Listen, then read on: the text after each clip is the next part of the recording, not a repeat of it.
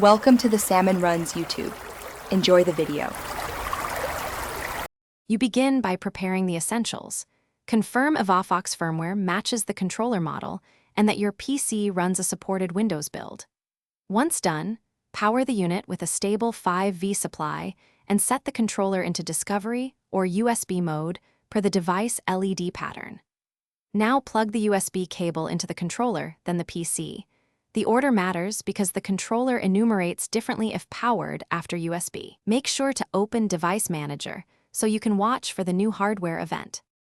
Once Windows detects the controller, install the official Evofox USB drivers. If Windows prompts, allow unsigned drivers only if you trust the source. After installation, go to Device Manager and confirm the device shows as a COM port or HID. Right-click to set a fixed COM number if needed so software won't shift ports later. Then launch the Evofox configuration utility, choose the detected device, and verify firmware and profile fields. This prevents later mismatches when you upload settings or custom mappings.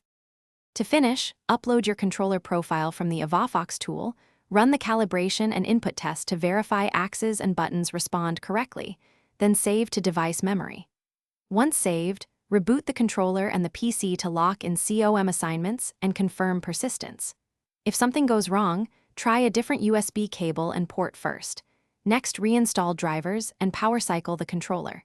These steps fix most enumeration failures. If the device still won't appear, check for firmware mismatch and reflash only with correct firmware to avoid bricking. Thanks for watching. Consider subscribing if we helped you.